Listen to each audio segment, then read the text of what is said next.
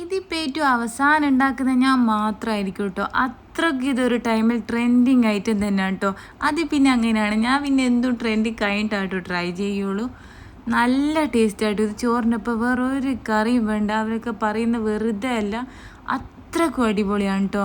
പിന്നെ നമ്മൾ എത്ര ചോറ് തിന്നുന്നത് നമുക്കൊരു കണക്കുണ്ടാവില്ല, അങ്ങനെയും കഴിച്ചു പോകും കേട്ടോ.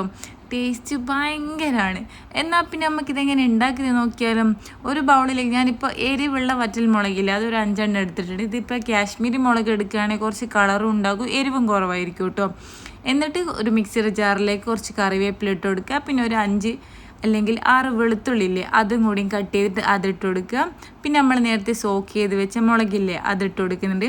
പിന്നെ പൊടിക്കാത്ത മല്ലിയില്ലേ, അതെന്നെ എടുക്കാൻ നോക്കുക കേട്ടോ. എന്നപ്പോഴാണ് അതിൻ്റെ എല്ലാം ഒരു ടേസ്റ്റ് വരിക. പിന്നെ ആവശ്യത്തിനുള്ള ഉപ്പിട്ട് കൊടുക്കുന്നുണ്ട് കേട്ടോ. പൊടിക്കാത്ത മല്ലി ഏകദേശം 1.5 ടീസ്പൂൺ അല്ലെങ്കിൽ 1 ടീസ്പൂണോളം മതി കേട്ടോ. നമ്മൾ എടുക്കുന്ന ക്വാണ്ടിറ്റിക്ക് അനുസരിച്ച് ചെയ്താൽ മതി. എന്നിട്ട് കുറച്ച് വെളിച്ചെണ്ണ ഒഴിച്ച് കൊടുക്കുക. അത് നമ്മൾ എന്താ പറയുക, ഇതിൽ കാണുമല്ലോ കേട്ടോ, വീഡിയോ മിസ്സായിട്ടുണ്ട്. എന്നിട്ട് കുറച്ച് സുർക്കയും കൂടി ഒഴിച്ച് കൊടുത്തിട്ട് നല്ലോണം അരച്ചെടുക്കുക കേട്ടോ. അത് ഞാൻ നേരത്തെ പറഞ്ഞ കാശ്മീരി മുളകാണെങ്കിൽ നല്ല കളർ ഉണ്ടാകും.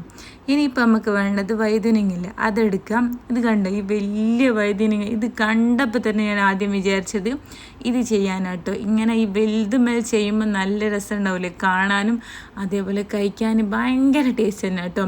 എന്നിട്ട് ഇതേപോലെ 2 സൈഡിൽ നിന്ന് കട്ട് ചെയ്ത് ഈ നടുഭാഗം മാത്രം, അതിൻ്റെ ഈ തണ്ടില്ലേ അത് പോക്കരുത് കേട്ടോ കട്ട് ചെയ്യുമ്പോൾ, അത് വേണോ. എന്നിട്ട് ഇതേപോലെ ലൈൻസ് ഇട്ട് കൊടുക്കുന്നുണ്ട്. 2 സൈഡിൽ ലൈൻസ് വേണം കേട്ടോ. എന്നിട്ട് നമ്മൾ നേരത്തെ മസാല 2 സൈഡിൽ തേച്ച് പിടിപ്പിച്ച് കൊടുക്കുക കേട്ടോ. ആ മസാല പോവരുത് കേട്ടോ, നമ്മൾ ഫ്രൈ ചെയ്യുമ്പോഴും 2 സൈഡിൽ അത് വേണം. ഈ മസാല തേച്ച് കഴിഞ്ഞാൽ നമ്മൾ കൈക്കൊരു സുഖം കിട്ടും, അത് പ്രത്യേകം തന്നെ കേട്ടോ, ഭയങ്കരമായിരിക്കും. അപ്പോൾ അതൊക്കെ ശ്രദ്ധിച്ചിട്ട് ചെയ്യാം. എന്നിട്ട് നമ്മളിത് ചെയ്യുന്നത് വെളിച്ചെണ്ണയിൽ കേട്ടോ. വെളിച്ചെണ്ണയിൽ വേണം ഇത് ഫ്രൈ ചെയ്തെടുക്കുക. ഇത് കണ്ടോ, 2 സൈഡിൽ നല്ല പോലെ കട്ടി ഞാൻ മസാല തേച്ച് കൊടുത്തിട്ടുണ്ട്.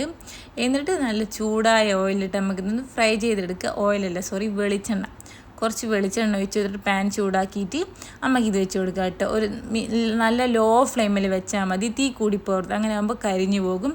എന്നിട്ട് മറ്റേ സൈഡും ഇതേപോലെ വെച്ച് കൊടുക്കുക. മസാല വെച്ചിട്ട് പോകരുത് കേട്ടോ. നല്ല ടേസ്റ്റാണ്, ട്രൈ ചെയ്ത് നോക്കുക, അടിപൊളിയാണ് കേട്ടോ.